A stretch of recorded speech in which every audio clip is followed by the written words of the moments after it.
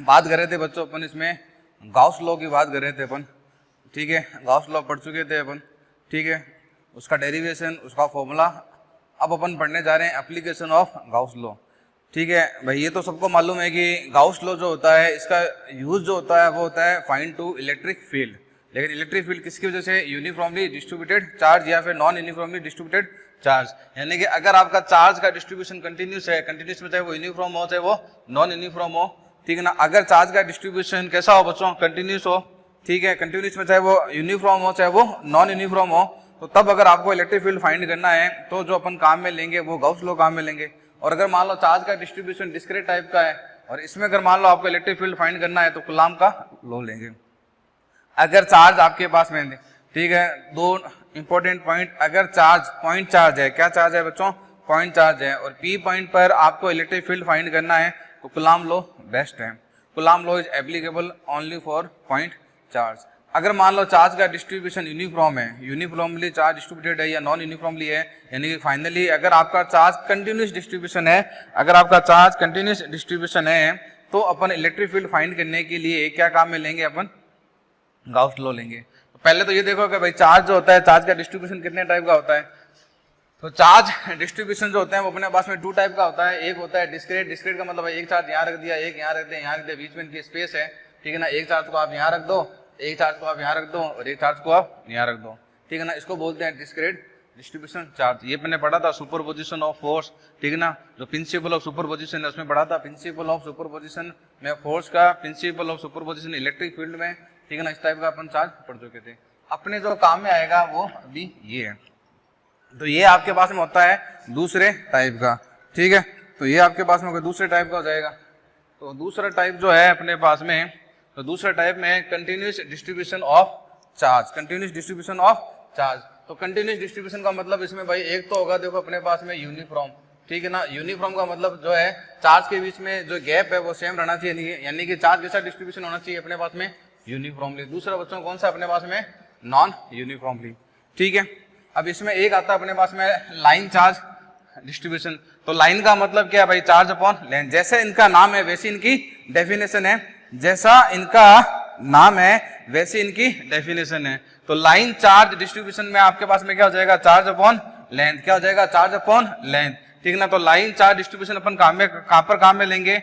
ऐसा ऑब्जेक्ट जो एक वायर से फ्रेम होता हो, ठीक है। जैसे मान लो आपके पास में कोई वायर है या फिर बच्चों आपके पास में क्या है? रिंग है, ठीक है ना। इनका नाम ही, इनका फॉर्मूला है लाइन चार्ज है। तो इसका मतलब चार्ज है वो होगा ऑन ए लाइन। यानी कि जैसे मान लो मेरे पास में ये वायर है, ये क्या है बच्चों? एक वायर है।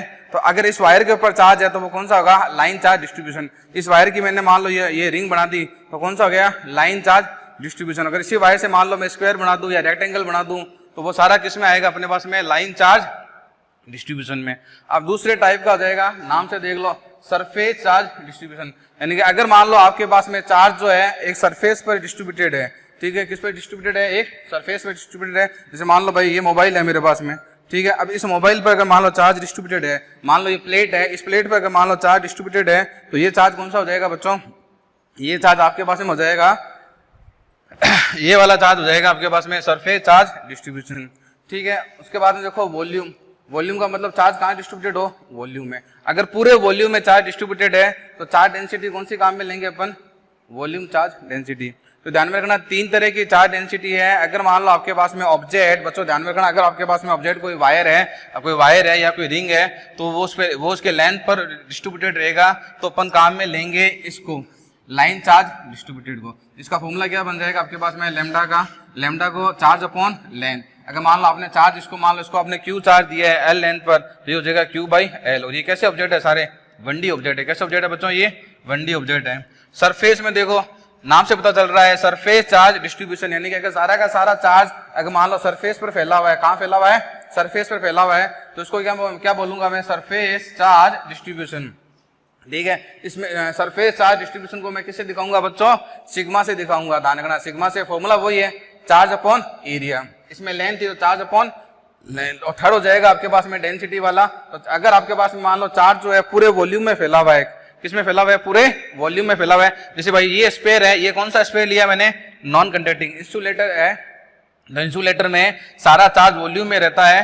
तो अगर आपके पास में इंसुलेटर स्पेयर है, कौन सा स्पेयर है बच्चों? इंसुलेटर स्पेयर है, तो अपन को क्या काम में लेंगे? Volume charge density. अगर मान लो आपके पास में कंडक्टर स्पेयर है, कौन सा स्पेयर है? कंडक्टर स्पेयर है, तो अपन कौन सा काम में लेंगे? Surface charge distribution. तो इसको वीडियो को पॉज करो, चाहो तो इसको नोट कर लो, या इसके नोट्स मैंने आपको दिए हुए हैं, पीडीएफ में इसके नोट्स आपको मिले हुए हैं, कोई दिक्कत नहीं। अब मैं इसको रफ कर रहा हूं।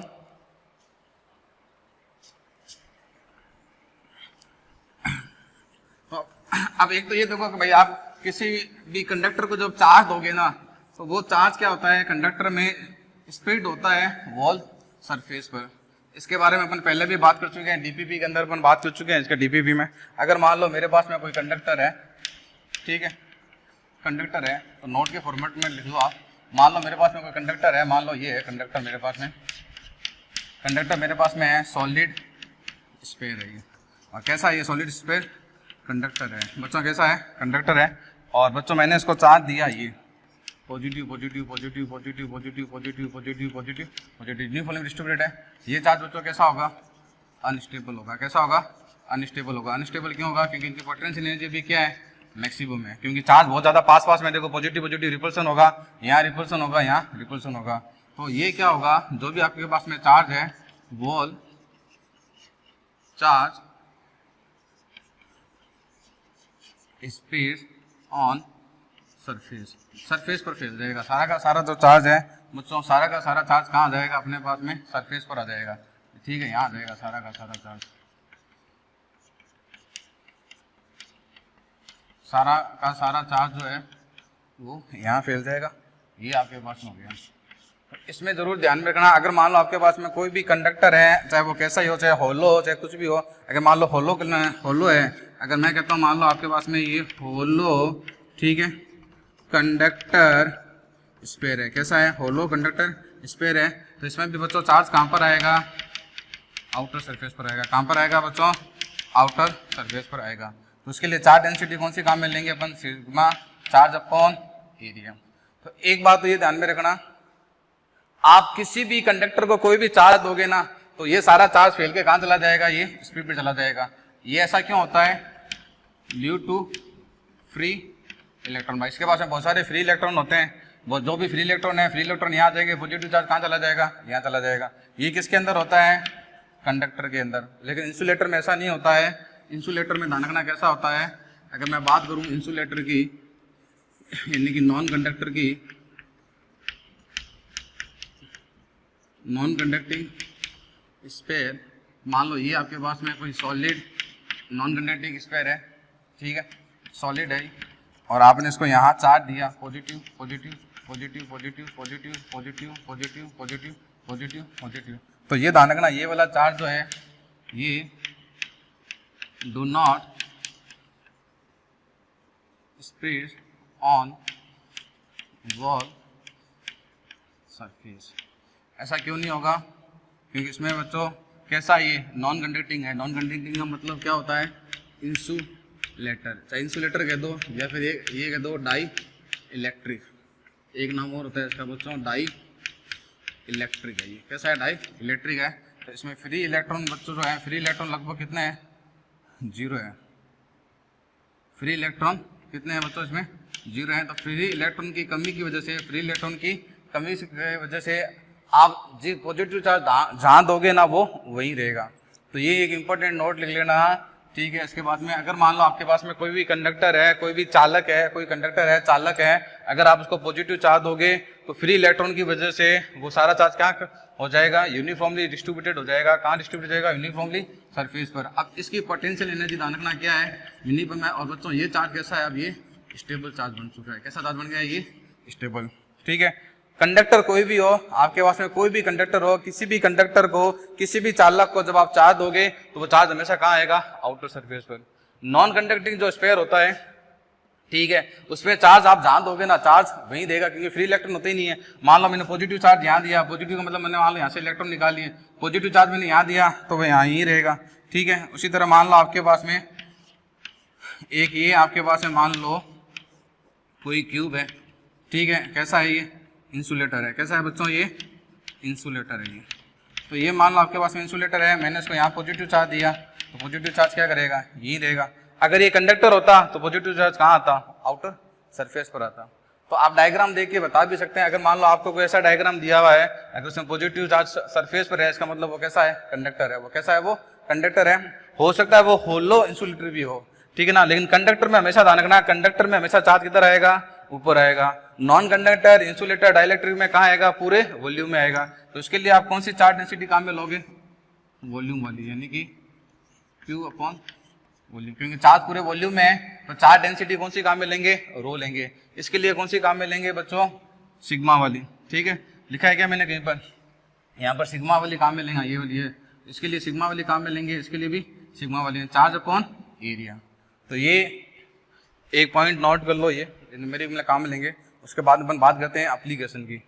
वीडियो को पॉज करके इसको नोट कर लें।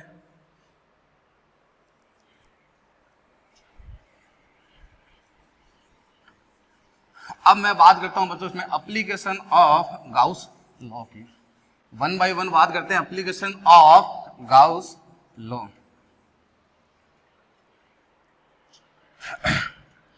तो देखो पहली बात करते हैं अपन इसमें एप्लीकेशन ऑफ गाउस लॉ। ये तो सबको मालूम है, इसका यूज कहाँ होता है, इसका यूज होता है find electric field for continuous charge distribution. Continuous charge distribution, अब वो चाहे कंटिन्यूस रहे, यूनिफॉर्म हो, चाहे वो नॉन यूनिफॉर्म हो, कोई दिक्कत नहीं है। वो चाहे वो कैसा ही हो, चाहे वो यूनिफॉर्मली हो, चाहे फिर वो नॉन यूनिफॉर्मली हो, ठीक है, इसमें कोई दिक्कत नहीं है। अब पहली एप्लीकेशन अपन पढ़ते हैं, electric field due to infinitive charge length wire. One by one इसके एप्लीकेशन देखते हैं अपन, ठीक है। तो यहां देखो आपको एक चार्ज दिया हुआ है, ठीक है, इन्फिनिटिव लेंथ का एक वायर दिया हुआ है। इलेक्ट्रिक फील्ड, पहले तो ये देख लो गाउस लॉ का यूज क्या करते हैं बच्चों। गाउस लॉ का यूज होता है कंटिन्यूस चार्ज डिस्ट्रीब्यूशन में इलेक्ट्रिक फील्ड फाइंड करने में। Find electric field for continuous charge distribution. हालांकि पॉइंट चार्ज के लिए भी इसको यूज कर सकते हैं, ध्यान रखना, गाउस लॉ को पॉइंट चार्ज के लिए भी यूज कर सकते हैं। गाउस लॉ पॉइंट चार्ज के लिए और कंटिन्यूस डिस्ट्रीब्यूशन के लिए, दोनों के लिए काम में आता है। कूलाम लॉ सिर्फ और सिर्फ किसके लिए काम में आएगा, पॉइंट चार्ज के लिए। तो पॉइंट चार्ज के बारे में बात कर चुके हैं। अब मान लो बच्चों, जैसे मान लो मैं इसको चार्ज दे रहा हूँ, ये पॉजिटिव मैंने चार्ज दे दिया, क्या नाम दे दिया मैंने इसको, पॉजिटिव। और मैं आपको कहता हूँ बच्चों, इस पॉइंट पर, ये पी पॉइंट है एक्स डिस्टेंस पर, इस पॉइंट पर मैं कहता हूँ आपको इलेक्ट्रिक फील्ड फाइंड करो। अपन को क्या फाइंड करना है, अपन को फाइंड करना है electric field at point P. क्या फाइंड करना है बच्चों, अपन को फाइंड करना है इसमें electric field on point P. तो देखो कैसे फाइंड करेंगे। पहली एप्लीकेशन देखो, मैंने आपको कुछ इसके रूल्स बताए थे, 4 रूल्स मैंने आपको लिखाए थे। तो सबसे पहले देखो, जिस पॉइंट पर आपको इलेक्ट्रिक फील्ड फाइंड करना है, जिस पॉइंट पर आपको इलेक्ट्रिक फील्ड फाइंड करना है, उस पॉइंट को लेते हुए एक क्लोज सरफेस ड्रॉ करो, जिसको आगे जाके नाम क्या देंगे अपन, गाउस सरफेस, ठीक है। यानी ये पॉइंट अगर मान लो P है और ये डिस्टेंस मान लो x है, तो पहले तो मैं क्या करूंगा भाई, लाइन है तो लाइन के लिए गाउसियन सरफेस कैसी होती है, बताया था मैंने, कैसी होगी बच्चों, सिलेंड्रिकल होगी। तो ये आपके पास में सिलेंडर हो गया, ये आपके पास में हो गया, इसको मैं क्या बोलूँगा, गाउसियन सरफेस। ये मेरी क्या हो जाएगी बच्चों, गाउसियन सरफेस हो जाएगी। और गाउसियन सरफेस कैसी होती है, क्लोज सरफेस होती है। कैसी सरफेस होती है, क्लोज 3D सरफेस होती है, ठीक है, क्लोज 3D सरफेस होती है। उसके बारे में आपको बता चुका हूँ। अगर मान लो आपके पास में लाइन सोर्स है, कैसा सोर्स है, लाइन सोर्स, तो गाउसियन सरफेस कैसी आएगी, सिलेंडर बनेगी। और अगर पॉइंट सोर्स है तो कैसी बनेगी, वो स्फीयर बनेगी। ये भी मैं आपको लिखा चुका हूँ, ठीक है। और पहला स्टेप ये हो गया। सबसे पहला स्टेप जो है वो स्टेप क्या है, ड्रॉ सिमेट्रिकल गाउसियन सरफेस, ठीक है। तो एक गाउसियन सरफेस ड्रॉ करो और जो पॉइंट P है, P जो है वो होना चाहिए ऑन प्लेस गाउसियन सरफेस, यानी कि जिस पॉइंट पर आपको इलेक्ट्रिक फील्ड फाइंड करना है ना बच्चों, वो पॉइंट इस गाउसियन सरफेस के ऊपर आना चाहिए, सिमेट्रिकल होना चाहिए। सिमेट्रिकल का मतलब अगर ये रेडियस r है, अगर ये डिस्टेंस अगर x है, तो बच्चों ये भी डिस्टेंस कितनी होनी चाहिए, ये डिस्टेंस भी कितनी होनी चाहिए, फिर x होनी चाहिए, ठीक है। और दूसरी स्टेप ये है कि E जो है वो कैसा होना चाहिए, E जो है वो कैसा होना चाहिए बच्चों, कांस्टेंट होना चाहिए at each point of Gaussian surface पर, हर एक गाउसियन सरफेस पर E जो है वो कांस्टेंट होना चाहिए। तो देखो इसका मैं E ड्रॉ करता हूँ, इलेक्ट्रिक फील्ड, भाई इलेक्ट्रिक फील्ड तो कांस्टेंट है, इलेक्ट्रिक फील्ड पता है ना पॉजिटिव से आउटवर्ड, ये इसका इलेक्ट्रिक फील्ड हो गया।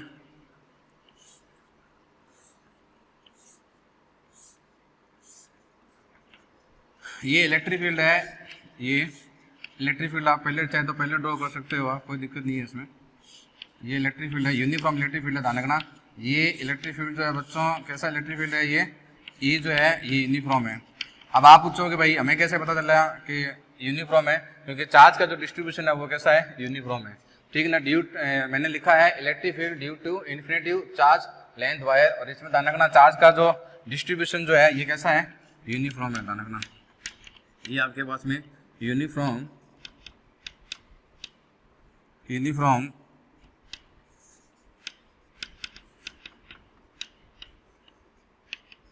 डिस्ट्रीब्यूटेड चार्ज है, यूनिफॉर्म डिस्ट्रीब्यूटेड चार्ज है।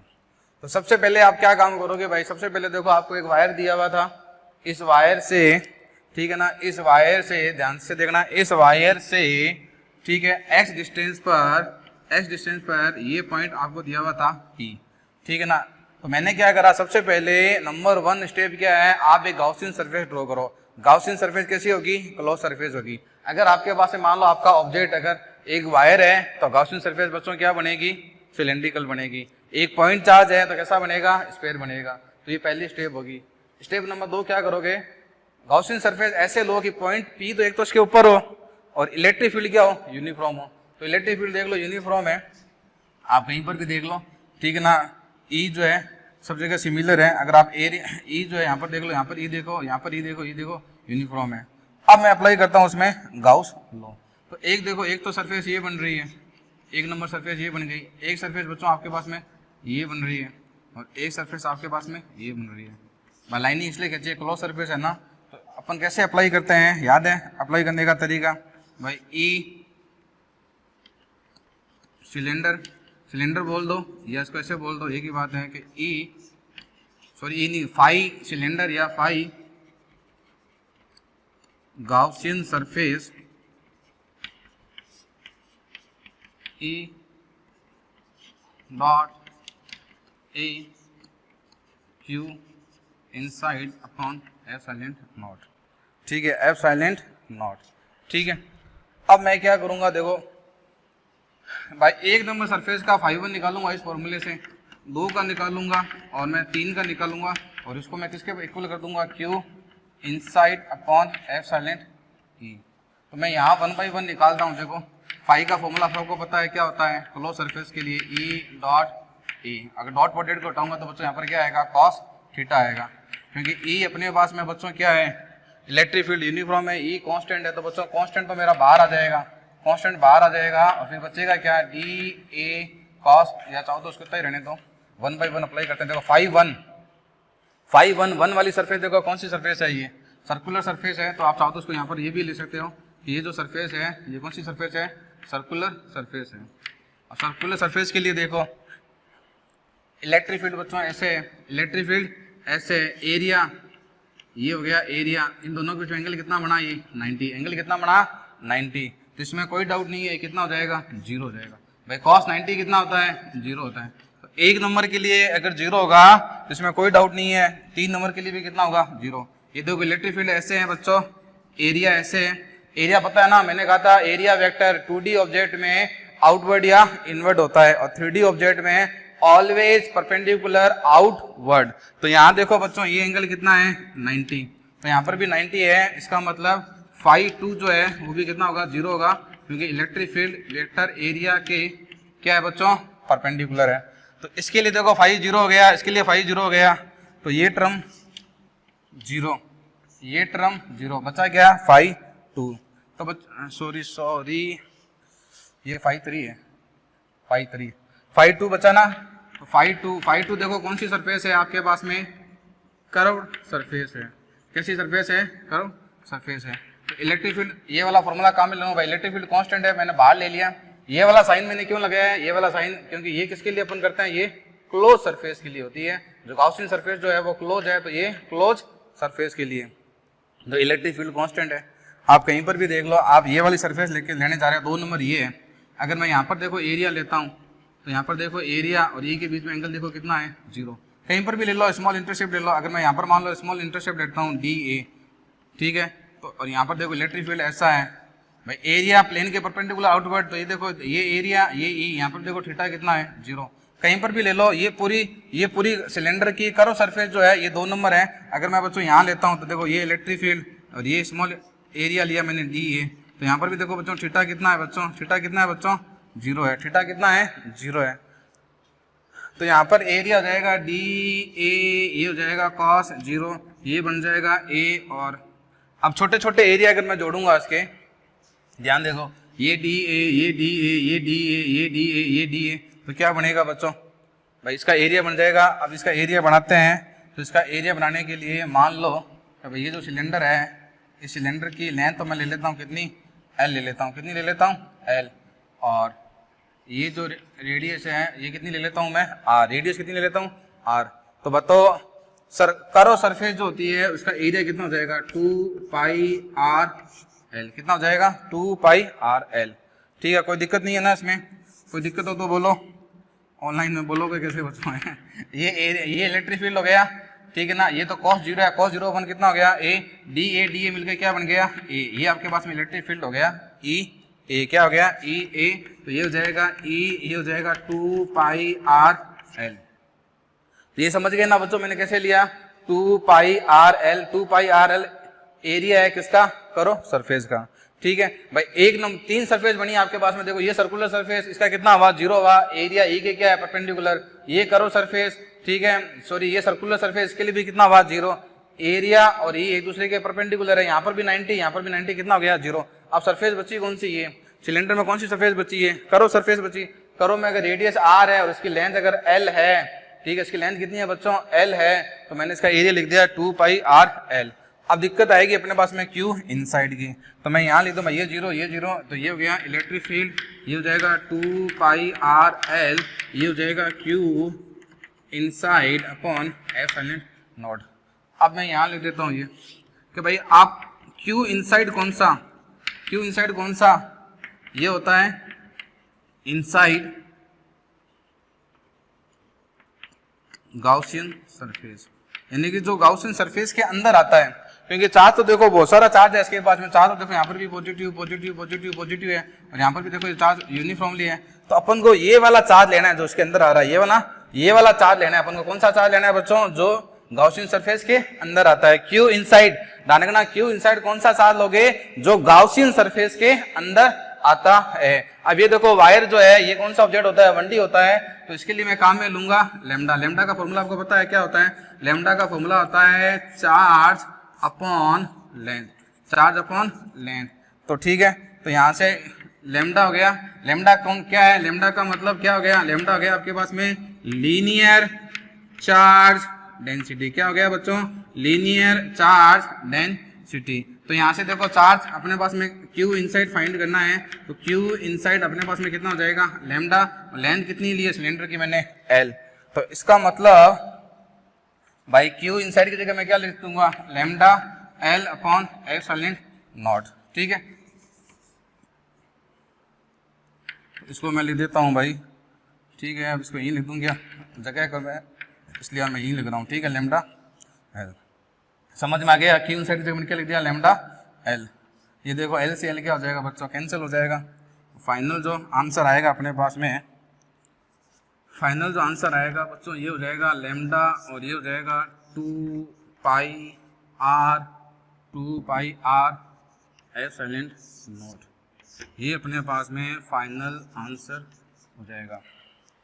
ठीक है, कोई दिक्कत? अगर इस आंसर को और आगे ले जाना चाहते हो तो देखो और आगे यहाँ ले दो ऐसे।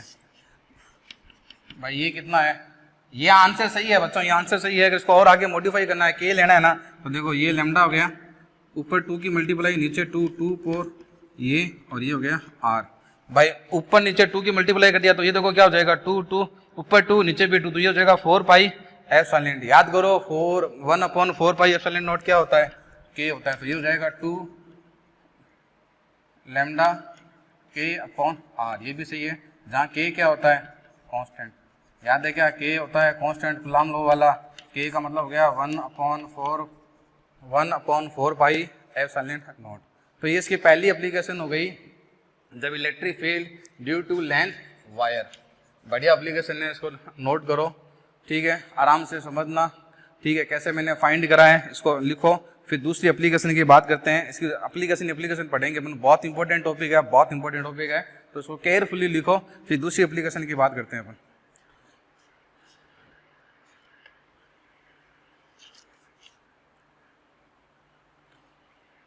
लिख लिया बच्चों? अब देखो दूसरी एप्लीकेशन इसके।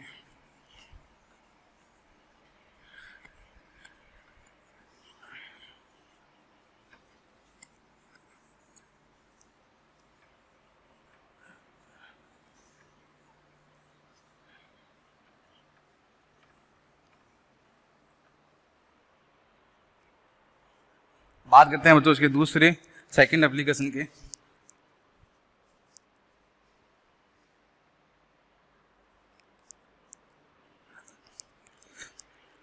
सेकंड एप्लीकेशन देखो बच्चों, electric field due to plane charge sheet. Plane charge sheet, electric field due to plane charge sheet.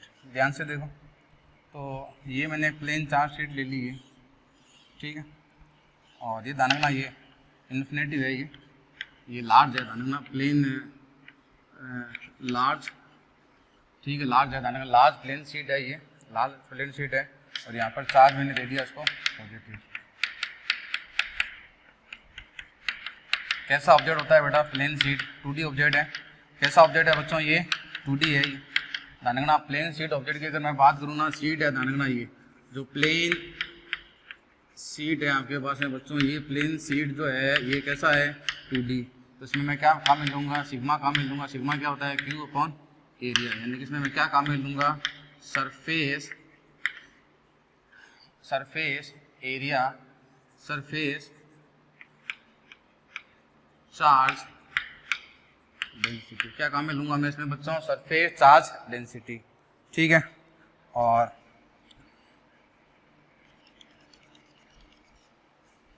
ये दानगना इन्फिनिटी है, ये बहुत बड़ी है, ये बहुत बड़ी है। और इस P पॉइंट पर जो यहाँ से x डिस्टेंस पर है, आपको वही फाइंड करना है। आपको फाइंड क्या करना है, electric field at point P। Electric field at point P। तो देखो आपको P पॉइंट पर इलेक्ट्रिक फील्ड फाइंड करना है बच्चों। चार्ज डिस्ट्रीब्यूटेड है, एक ऑब्जेक्ट अपन ने ले लिया 1D का, एक अपन लेते हैं इसमें 2D का। पानी पी लूँ थोड़ा।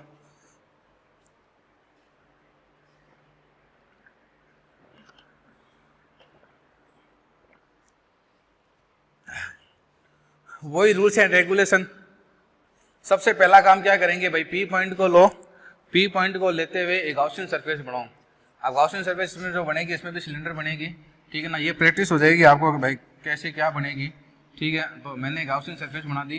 और ध्यान में रखना, गॉसियन सरफेस ऐसे बनाना कि P पॉइंट इसके ऊपर आए। तो ये बन जाएगी एक सिलेंडर बन जाएगी ऐसे। और सिलेंडर यूनिफॉर्म बनाना, यानी कि अगर यहाँ से ये x डिस्टेंस पर है तो यहाँ पर भी दाना कितनी डिस्टेंस पर होना चाहिए बच्चों, ये x डिस्टेंस पर ये ऐसे होना चाहिए।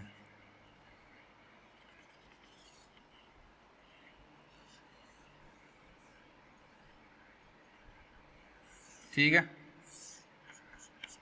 ये अपने पास में गॉसियन सरफेस होगी। ठीक है, पहला नोट देखो मैंने आपको लिखाया था, मैंने क्या क्या कहा था भाई, जिस पॉइंट पर इलेक्ट्रिक फील्ड फाइंड करना है उस पॉइंट को कंसीडर करते हुए एक क्लोज गॉसियन सरफेस आप ड्रॉ करो सिमेट्रिकल, तो ये आपके पास में हो जाएगी, क्या हो जाएगी बच्चों, ये आपके पास में हो जाएगी गॉसियन सरफेस। ठीक है, मैंने कहा था गॉसियन सरफेस ऐसे ड्रॉ करो कि पी पॉइंट उसके ऊपर आए और ये पॉजिटिव है तो इलेक्ट्रिक फील्ड आपके पास में ऐसा रहेगा। आपको पता है कि पॉजिटिव चार्ज में इलेक्ट्रिक फील्ड जो होता है वो कोई दिक्कत नहीं है, पॉजिटिव चार्ज में आपके इलेक्ट्रिक फील्ड ऐसा रहेगा, ये दाना इलेक्ट्रिक फील्ड यूनिफॉर्म है, दाना इलेक्ट्रिक फील्ड बच्चों कैसा है, ये यूनिफॉर्म इलेक्ट्रिक फील्ड है क्योंकि चार्ज कैसा है, यूनिफॉर्मली डिस्ट्रीब्यूटेड है। जो भी मैं चार्ज ले रहा हूँ भी, ठीक है ना दाना, ये चार्ज कैसा है, यूनिफॉर्म डिस्ट्रीब्यूटेड चार्ज है, ये यूनिफॉर्मली डिस्ट्रीब्यूटेड चार्ज। अब इलेक्ट्रिक फील्ड इसका ऐसे हो जाएगा ये, ठीक है, तो इलेक्ट्रिक फील्ड का ध्यान में रखना है, यूनिफॉर्म इलेक्ट्रिक फील्ड लेना है आपको, चाहे कुछ भी हो जाए। तो दूसरा पॉइंट में मैंने आपको लिखाया था, उसके पॉइंट देखो, मैंने कहा था इलेक्ट्रिक फील्ड आपका यूनिफॉर्म होना चाहिए, यानी कि गॉसियन सरफेस ऐसे बनाओ, सारे पॉइंट देख लो, गॉसियन सरफेस ऐसी बनाओ कि पी पॉइंट इसके ऊपर आए। दूसरा इलेक्ट्रिक फील्ड उसमें क्या रहे, यूनिफॉर्म रहे, नॉन यूनिफॉर्म रहेगा तो भी देखेंगे, यानी यूनिफॉर्म रहने का मतलब एरिया के साथ में एंगल हमेशा क्या रहे, सिमिलर है। कितनी सरफेस बन रही है बच्चों, देखो ये इसकी हो गई, ये वाली जो सरफेस आपको दिख रही है ये कर्व सरफेस, ये एक नंबर, एक तो आपको ये निकालना है फाई कर्व सरफेस, दिख रहा है क्या, ब्लू कलर नहीं तो वाइट कलर लें, और एक आपके पास में ये हो जाएगी 2 नंबर, ये 2 नंबर, और बच्चों ये आपके पास में क्या हो जाएगी 3 नंबर। ठीक है, एप्लाइड गाउस लॉ क्या कहता है, फाई किसके लिए, Gaussian surface phi E dot D A Q inside upon epsilon naught. अब फाई देखो कितना आएगा आपके पास में, phi 1 plus phi 2 plus phi 3 और ये हो जाएगा Q inside upon epsilon naught. Phi के लिए फाई 1/1 फाइंड कर लेते हैं यहाँ पर फाई, ठीक है, फाई के लिए ध्यान रखना बच्चों फॉर्मूला सेम ही रहेगा, फाई के लिए फॉर्मूला आपका ये रहेगा ई डॉट डी ए, और ये मैंने क्यों लगाया है क्योंकि ये किसके लिए अपन फाइंड करते हैं, क्लोज सरफेस के लिए, किसके लिए फाइंड करते हैं, क्लोज सरफेस के लिए। तो मैं पहले बात करता हूँ फाई 1 जो है मेरे पास में, फाई वन कैसी सरफेस है बच्चों, कर्व्ड सरफेस है, कैसी सरफेस है, कर्व्ड सरफेस। कितना आएगा बच्चों उसके लिए, 0 आएगा, क्योंकि इलेक्ट्रिक फील्ड बच्चों एरिया के क्या है, परपेंडिकुलर। देख लो कैसे है, देख लो कैसे है, ये देखो भाई ई तो ऐसे है, एरिया परपेंडिकुलर ऐसे, एरिया आपको पता है परपेंडिकुलर बट, तो ये एंगल कितना हो गया 90, तो 90 है, तो फाई 1 कितना हो गया 0 हो गया। फाई 2 देखो फॉर्मूला ये, इलेक्ट्रिक फील्ड सेम रहेगा भाई, यहाँ पर देखो ई है, अगर यहाँ पर मैं एरिया लेता हूँ डी ए तो थीटा कितना आएगा 0। अगर मान लो मैं यहाँ पर एरिया लेता हूँ स्मॉल एरिया डी ए और इलेक्ट्रिक फील्ड ये, तो यहाँ पर भी थीटा कितना आएगा 0। स्मॉल एरिया लेता हूँ, कहीं पर भी आप देख लो इलेक्ट्रिक फील्ड क्या रहेगा, यूनिफॉर्म। इलेक्ट्रिक फील्ड यूनिफॉर्म क्यों है, क्योंकि चार्ज डिस्ट्रीब्यूशन कैसा है, यूनिफॉर्म। तो यूनिफॉर्म का मतलब कांस्टेंट होता है भाई, यूनिफॉर्म का मतलब क्या होता है बच्चों, यूनिफॉर्म का मतलब कांस्टेंट होता है। तो इलेक्ट्रिक फील्ड कांस्टेंट हो गया, तो इसको मैंने बाहर ले लिया, ठीक है। देखो पूरा फॉर्मूला तो ये बनेगा D E D A cos 0। देख लो सबके बीच में कॉस 0 है, 2 नंबर सरफेस के लिए देखो यहाँ पर 0 है, यहाँ पर 0 है, यहाँ पर 0 है, यहाँ पर 0 है। इलेक्ट्रिक फील्ड यूनिफॉर्म में मैंने बाहर ले लिया डी ए, और डी ए को जोड़ोगे भाई, देखो ये छोटा area D A D A D A D A D A D A D A, इन सबको जोड़ोगे तो फाइनल एरिया बन जाएगा क्या, ए। जो फाई 3 भी ऐसा आएगा, फाई 3 फाई 2 दोनों बराबर है, वो क्या ये डी ए, और ये फाई 3 है क्या, ये है कौन सी सरफेस हो गई, ये सर्कुलर सरफेस। सिलेंडर की कौन सी सरफेस है बच्चों, ये भाई ये सिलेंडर की कौन सी सरफेस है बच्चों, ये कर्व सरफेस है। तो बच्चों ये कौन सी सरफेस होगी, अरे सर्कुलर सरफेस होगी क्या नहीं होगी, सर्कुलर सरफेस। कोई दिक्कत है, ठीक है। 0 कौन सा हुआ है, 1 नंबर तो 0 हो गया। इन दोनों को जोड़ोगे तो ये हो जाएगा 2EA, वाह भाई, Q inside upon epsilon naught, ठीक है।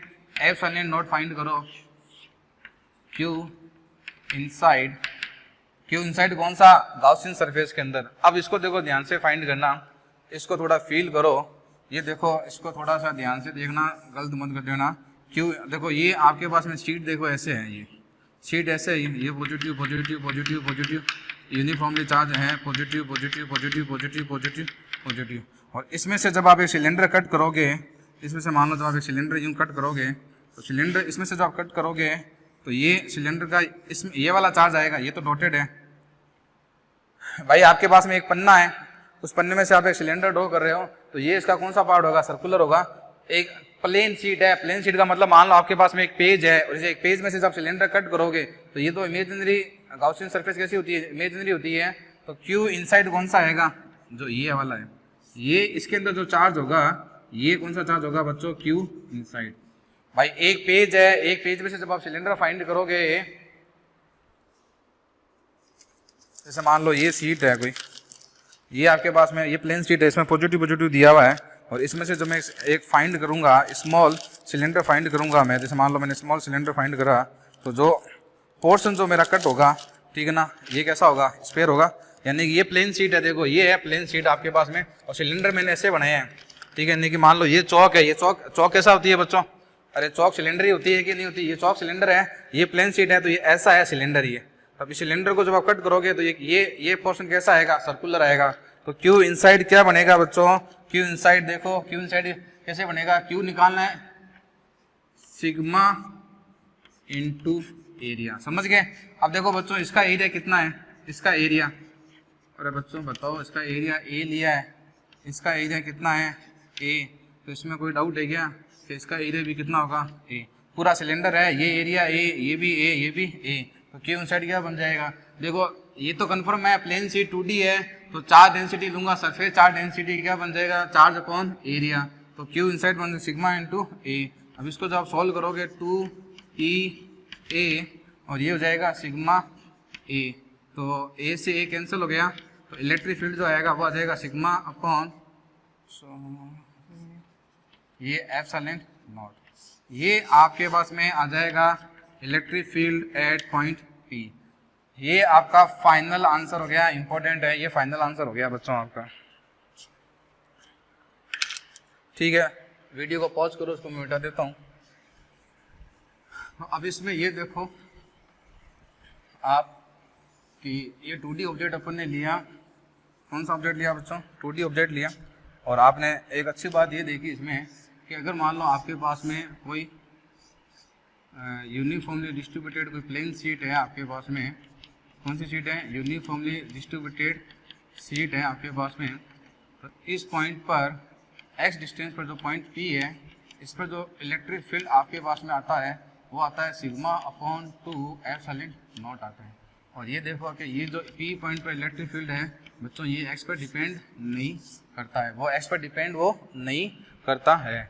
इस कंसेप्ट का अपन यूज करेंगे कैपेसिटर में, जो अपना अगला चैप्टर है, कैपेसिटर है अगला चैप्टर, तो इसी तरह में आपको कैपेसिटर में अपन यूज करेंगे। तो आप देखो कैपेसिटर में अपना क्या रहेगा, जैसे मान लो भाई ये एक प्लेट है, ठीक है, ये दूसरी प्लेट है, इसको मैंने चार्ज दे दिया पॉजिटिव, तो इसको मैं बोलूँगा पॉजिटिव सिग्मा, इसको मैंने दे दिया माइनस सिग्मा, ठीक है, plus plus plus plus plus uniformly है, इसको मैंने दे दिया minus minus minus minus minus minus. आपके पास में मैं क्या करता हूँ, ठीक है, इसको मैंने 1 नंबर नाम दे दिया, इसको मैंने 2 नंबर नाम दे दिया, और मान लो एक पॉइंट C है, ये एक पॉइंट B है, और ये एक पॉइंट A है, ठीक है। आपको फाइंड करना है, तो इसमें A पॉइंट पर इलेक्ट्रिक फील्ड फाइंड करना है, आपको B पॉइंट पर इलेक्ट्रिक फील्ड फाइंड करना है, ठीक है। और बच्चों आपको क्या फाइंड करना है, C पॉइंट पर इलेक्ट्रिक फील्ड आपको क्या करना है बच्चों, फाइंड करना है। तो इस पर देखो इलेक्ट्रिक फील्ड कैसे फाइंड करेंगे, इलेक्ट्रिक फील्ड फाइंड करना तो भाई पॉजिटिव है, देखो पॉजिटिव के लिए इलेक्ट्रिक फील्ड आउटवर्ड होती है, और नेगेटिव के लिए बच्चों क्या होती है, इनवर्ड। या फिर मैंने कहा था देखो यहाँ पर टेस्ट चार्ज रख लो, टेस्ट चार्ज रख लो, ये पॉजिटिव पॉजिटिव रिपेल होगा, ये इलेक्ट्रिक फील्ड आ जाएगा A1, भाई ये पॉजिटिव ये नेगेटिव अट्रैक्शन होगा, ये इलेक्ट्रिक फील्ड आ जाएगा A2। A1 is equal to क्या है, A2 है। कैसे पता चला, अरे भाई सिग्मा 2 एप्सिलॉन नॉट होता है, x पे डिपेंड थोड़ी करता है, डिस्टेंस पे तो डिपेंड ही नहीं करता। इसके लिए देखो चार्ज डेंसिटी सिग्मा है, इसके लिए भी सिग्मा है, तो दोनों का इलेक्ट्रिक फील्ड सेम हो गया, कितना हो गया, sigma upon 2 epsilon not. Magnitude में बता रहा हूँ मैं, मैग्नीट्यूड में, तो A पॉइंट पर इलेक्ट्रिक फील्ड कितना आएगा, 0 आएगा। इसी तरह C पर देखो टेस्ट चार्ज को यहाँ रखा, ये पॉजिटिव ये पॉजिटिव ये हो गया E1, ये पॉजिटिव ये नेगेटिव E2। मैग्नीट्यूड देखोगे दोनों के बच्चों, मैग्नीट्यूड दोनों के क्या है, सेम है, सिग्मा अपॉन 2 एप्सिलॉन नॉट। तो C पॉइंट पर कितना आ जाएगा, 0 आ जाएगा। कितना आ जाएगा, 0। इस पॉइंट पर मान लो आपको फाइंड करना है, टेस्ट चार्ज रखा, तो इस पॉइंट पर देखो भाई ये पॉजिटिव E1 इधर आ जाएगा, ये पॉजिटिव ये नेगेटिव, ये कितना आ जाएगा E2। तो E पॉइंट पर जो आपके पास में आएगा एक ही डायरेक्शन में E1 प्लस E2, दोनों को आप ऐड कर दो तो ये हो जाएगा आपके पास में ये।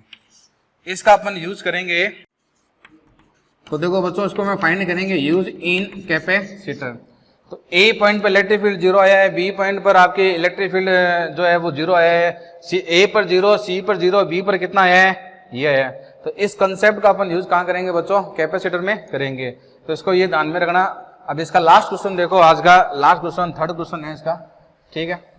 इसका लास्ट क्वेश्चन और देख लो, उसके बाद में अपन फिर आगे बात करते हैं इसमें, ठीक है। तो दो चीज में आप दो ऑब्जेक्ट ले चुके हो, एक 1D ले लिया, वायर लिया। पहले भाई आपने क्या लिया था बच्चों, वायर लिया था, वो 1D ऑब्जेक्ट था। उसके बाद मैंने सीड लिया, वो ऑब्जेक्ट कौन सा था, 2D ऑब्जेक्ट था। अब अपन लास्ट ऑब्जेक्ट लेते हैं 3D ऑब्जेक्ट। 3D ऑब्जेक्ट वो ले लेते हैं, मान लो आपको ये, ठीक है,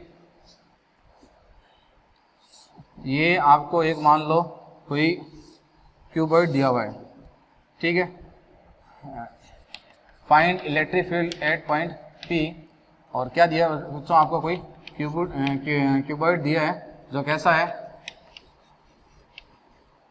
यूनिफॉर्मली चार्ज है, जो क्या यूनिफॉर्मली चार्ज है। और क्यूबॉइड कैसा है बच्चों, वो इंसुलेटर है। कैसा है वो, इंसुलेटर है। जानना कैसा है बच्चों, वो इंसुलेटर है, ठीक है। इंसुलेटर का मतलब जहाँ चार्ज दोगे वो चार्ज उसका वहीं रह गया, ठीक है, यानी कि ये सारा चार्ज इसके अंदर है। भाई इंसुलेटर में मैंने आपको कहा था बच्चों, इंसुलेटर में चार्ज कहाँ रहता है, सारा का सारा चार्ज इंसुलेटर में, सारा चार्ज जो होता है वो उसके अंदर रहता है। ये यूनिफॉर्मली डिस्ट्रीब्यूटेड चार्ज है ये आपके पास में, ठीक है। और मैं आपको कहता हूँ कि भाई ये जो पॉइंट है P, ये पॉइंट P है, इस पर आपको इलेक्ट्रिक फील्ड फाइंड करनी है। क्या फाइंड करनी है, electric field point P point पर इलेक्ट्रिक फील्ड फाइंड करना है, जो x डिस्टेंस पर है, ठीक है ना। और कैसा ये क्यूबॉइड है, क्यूबॉइड कैसा है बच्चों, इंसुलेटर है। और इसमें कोई डाउट नहीं है कि इंसुलेटर, ये ऑब्जेक्ट कैसा होगा, 3D ऑब्जेक्ट होगा। कैसा ऑब्जेक्ट होगा, 3D। पहले 1D ऑब्जेक्ट लिया वायर, फिर 2D ऑब्जेक्ट लिया सीड, फिर 3D ले रहा हूँ मैं। 3D कैसा है, ये क्यूबॉइड है। क्या करूँगा, गाउसियन सरफेस बनाऊंगा। गाउसियन सरफेस बना सकते हो आराम से, आपको दिक्कत नहीं आएगी, ठीक है। ये मैंने गाउसियन सरफेस बना दिया ये, ठीक है। क्या बना दिया बच्चों मैंने, ये एक गाउसियन सरफेस बना दिया ये, ठीक है। भाई यहाँ से अगर x डिस्टेंस है तो ये भी डिस्टेंस कितनी होगी, x, कोई दिक्कत नहीं है। और ये इसका इलेक्ट्रिक फील्ड ड्रॉ कर देते हैं इसका, ये इसका इलेक्ट्रिक फील्ड होगा ऐसे, ये इसका इलेक्ट्रिक फील्ड है, ये यूनिफॉर्मली इलेक्ट्रिक फील्ड है। भाई यूनिफॉर्मली क्यों है बच्चों, अरे बताओ बच्चों, इलेक्ट्रिक फील्ड यूनिफॉर्म क्यों है, क्योंकि चार्ज का डिस्ट्रीब्यूशन मेरे बच्चों कैसा है, ये है। कितनी सरफेस बन रही है बच्चों इसमें, देखो एक तो ये वाली सरफेस बन रही है, और एक ये वाली सरफेस बन रही है 2, और एक ये वाली सरफेस बन रही है। कितनी सरफेस बन रही है, 3 सरफेस बन रही है। तो मैं फटाफट फाइंड करता हूँ, मैं क्या लिखूँगा, Q, सिलेंडर लिख दो या गॉसियन सरफेस लिख दो, एक ही बात है। ये हो जाएगा E डॉट D A, ठीक है, Q inside upon epsilon naught. ये हो जाएगा φ1 plus φ2 plus φ3 equal to Q inside upon, ठीक है। तो पहले इसमें 2 केस ले लेते हैं। ये आपके पास में पहला केस है, जो P जो है ना, देखो P किधर है, ये P है inside the cuboid. P point जो है वो इनसाइड है। तो पहले के लिए 1 के लिए देखो φ1 कितना हो जाएगा, 0 हो जाएगा, क्योंकि इलेक्ट्रिक फील्ड जो है वो परपेंडिकुलर हो गया E के। देखो इलेक्ट्रिक फील्ड देखो, ये देखो ये वाली सरफेस 1 है, ठीक है ना। ये वाली सरफेस बच्चों, ये वाली सरफेस कैसी है, 1। तो इसमें देखो इलेक्ट्रिक फील्ड तो आपका ऐसा है, एरिया देखो प्लेन के परपेंडिकुलर आउटवर्ड, तो ये एंगल कितना हो गया, 90। सेकंड के लिए मैं फाइंड करता हूँ। सेकंड के लिए देखो ये सेकंड सरफेस है, ये कौन सी सरफेस है, सेकंड। तो इलेक्ट्रिक फील्ड देखो ऐसा है, और एरिया मान लो ऐसा है, तो इनके बीच में थीटा कितना हुआ, 0। इलेक्ट्रिक फील्ड तो यूनिफॉर्म है, ठीक है। फॉर्मूला मालूम है ना बच्चों, फाई का फॉर्मूला क्या हो गया, E डॉट डी ए। इसको पूरा मैं लिखूंगा E D A cos theta, ठीक है।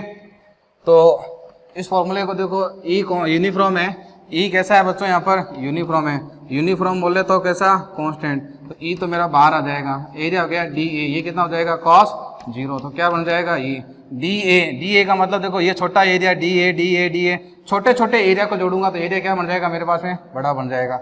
जो फाई 2 आएगा वैसे ही फाई 3 आ जाएगा भाई, जैसे 2 का आएगा वैसे ही किसका हो जाएगा, 3 का हो जाएगा। 3 में देख लेना area outside D A, electric field भी आउटसाइड, एंगल कितना हो गया, जीरो हो गया, एंगल कितना हो गया, जीरो। ठीक है, अब बच्चा ये क्यू इनसाइड, तो क्यू इनसाइड देखो कैसे निकालूंगा। ये ऑब्जेक्ट बच्चों कैसा है, देखो 3D ऑब्जेक्ट है ये, क्यूबॉइड कैसा है 3D, और क्यू इनसाइड जो है वो 3D में फैला हुआ है, क्यू इनसाइड जो है वो किस में फैला हुआ है ये। ठीक है, तो चार्ज जो है आपके पास में, charge space volume of cylinder, तो अपन को क्या काम में लेना पड़ेगा, रो काम में लेना पड़ेगा। ठीक है, क्या लेंगे अपन, रो काम में लेंगे। रो का फॉर्मूला क्या होता है, चार्ज अपॉन वॉल्यूम, इसको मैं क्या बोलता हूँ, वॉल्यूम चार्ज डेंसिटी। क्या बोलूँगा बच्चों, वॉल्यूम चार्ज डेंसिटी। तो यहाँ से अपने पास में क्यू इनसाइड जो आएगा वो क्या हो जाएगा, रो इंटू वॉल्यूम। रो, आप सिलेंडर का वॉल्यूम निकालो बच्चों। भाई ये एरिया जो है, ये वाला जो एरिया आपने लिया है, ये एरिया कितना लिया है ए, और ये वाली जो लेंथ आपको दिख रही है बच्चों, दिख रही है क्या, ये लेंथ कितनी हो जाएगी अपने पास में 2x। तो ये जो वॉल्यूम बनेगा इसका एरिया इंटू 2x। मैंने पहले कहा था क्यू इनसाइड कौन सा लेना है, गॉसियन सरफेस का लेना है। ठीक है ना, तो वॉल्यूम भी किसका लूंगा मैं, गॉसियन सरफेस का लूंगा।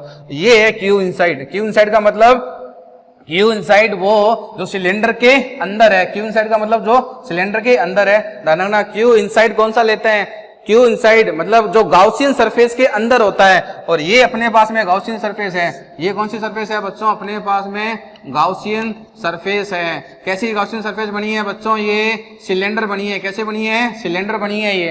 तो यहाँ पर मैं क्या करूंगा भाई, देखो ये तो जीरो हो जाएगा, ये तो कितना हो गया जीरो, इन दोनों को ऐड कर दो तो ये कितना हो जाएगा 2e। ठीक है, इसका मैं यूज कर रहा हूँ, ये जीरो हो गया, ये ई है, ये ई है, और क्यू इनसाइड की जगह देखो मैं क्या लिखूंगा, rho into A into 2x divided by epsilon naught. तो कुछ कैंसिल हो रहा है क्या बच्चों, एरिया से एरिया गया, 2 से 2 गया, तो इलेक्ट्रिक फील्ड आ जाएगा रो एक्स एप्सिलॉन नॉट। इसका मतलब E जो है वो डिपेंड करता है किस पर, x पर। तो करना भी चाहिए बच्चों, x बढ़ाओगे तो आपको पता है क्या होगा, x बढ़ाओगे तो Q इनसाइड बढ़ेगा, इसकी वजह से इलेक्ट्रिक फील्ड क्या होगा, बढ़ेगा। अरे भाई पॉइंट P को यहाँ लिया तो इतना ही चार्ज आ रहा है अंदर, इस P पॉइंट को यहाँ ले लो, चार्ज और ज्यादा आएगा। अगर x इंक्रीज करोगे तो Q इनसाइड भी क्या होगा, इंक्रीज होगा, इलेक्ट्रिक फील्ड भी क्या होगा, इंक्रीज होगा। वीडियो को पॉज करें और इसको जल्दी से नोट करें। तो ये आपके पास में आ गया, Q इन जो आया रो x अपॉन एप्सिलॉन नोट आया। ठीक है, अब इसी का मैं दूसरा केस ले लेता हूँ। इसी के दूसरे केस में आपको क्या करना है, आउटवर्ड फाइंड करना है। क्या फाइंड करना है, आउटवर्ड। इसको देखो कैसे फाइंड करोगे आउटवर्ड को, थोड़ा फास्ट देख लें।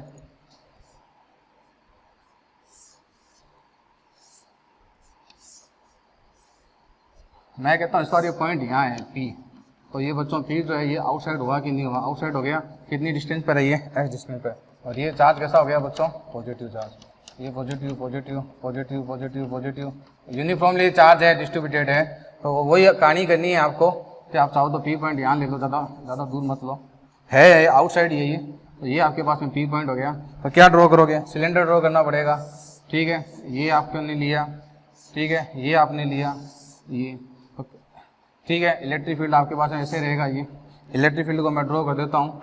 ठीक है, यहाँ से देखो x डिस्टेंस पर, तो ये वाली डिस्टेंस भी कितनी हो जाएगी बच्चों, x, ये x तो ये भी x। ये आपके पास में हो गया इलेक्ट्रिक फील्ड। क्या हो गया बच्चों, ये इलेक्ट्रिक फील्ड हो गया। ठीक है, कोई दिक्कत नहीं। ये आपके पास में बच्चों क्या हो गया, इलेक्ट्रिक फील्ड। कितनी सरफेस बन गई भाई, एक तो देखो ये वाली सरफेस बन रही है 2 नंबर, एक ये बन रही है 1 नंबर, और एक ये वाली बन रही है 3 नंबर। इसका एरिया कितना है, ए है। ठीक है, तो वही कहानी हो जाएगी भाई फाई। ठीक है, सिलेंडर लिख दो या गाउसियन सरफेस लिख दो, एक ही बात है। इसके लिए आपके पास में आ जाएगा ये ई डॉट डी ए। ठीक है, वही कहानी है। और ये हो जाएगा Q inside upon epsilon naught. तो ये हो जाएगा आपके पास में phi 1 plus phi 2 plus phi 3, और ये हो जाएगा Q inside upon epsilon naught, ठीक है। और पहले फाई 1 फाइंड करता हूँ, कितना हो जाएगा, 0 हो जाएगा, क्योंकि इलेक्ट्रिक फील्ड ए के क्या है, परपेंडिकुलर है। चाहे तो देख लो, ये 1 नंबर सरफेस है सिलेंडर की, इसमें देखो इलेक्ट्रिक फील्ड ऐसे है, एरिया ऐसे है, ठीक है। तो एंगल कितना हो जाएगा, 90, ठीक है। उसके बाद में फाई 2 फाइंड करता हूँ, तो फाई 2 हो जाएगा ई डी ए कॉस 0। तो ये हो जाएगा आपके पास में, ये कैसे आया मैं बता चुका हूँ। ये इलेक्ट्रिक फील्ड इस पॉइंट पे, किसी भी एक पॉइंट को पकड़ लो आप भाई, ये देखो इस पॉइंट को पकड़ूंगा तो ये एरिया हो गया डी ए, इलेक्ट्रिक फील्ड हो गया ये ए, थीटा कितना हो गया यहाँ पर 0। छोटे छोटे एरिया को जोड़ेंगे, ई तो कांस्टेंट है, ई कैसा है इसमें यूनिफॉर्म है, तो ई तो बाहर आ जाएगा, ई बाहर आ जाएगा, छोटे छोटे एरिया बन के क्या बन जाएंगे ए, और ये सिमिलर इतना आएगा, फाई 3 भी कितना आएगा ई ए। अब आपको बच्चा क्यू इनसाइड, तो क्यू इनसाइड क्या हो जाएगा, रो इंटू वॉल्यूम, कितना हो जाएगा, रो इंटू वॉल्यूम। इस बार देखो ये वाला वॉल्यूम आपको लेना पड़ेगा, इस बार ये वाला वॉल्यूम आपको ये वाला लेना पड़ेगा, ठीक है। तो ये यहाँ से आपके पास में Q जो इनसाइड बनेगा, ठीक है बच्चों, यहाँ से आपके पास में Q इनसाइड क्या आ जाएगा, रो इंटू वॉल्यूम। तो ये हो जाएगा रो, इस लेंथ को मैं मान लो मैं D मान लेता हूँ, क्या मान लेता हूँ बच्चों, D। तो ये हो जाएगा एरिया इंटू लेंथ। वॉल्यूम का फॉर्मूला क्या होता है, एरिया इंटू लेंथ। तो यहाँ पर आपके पास में आ जाएगा ए डी।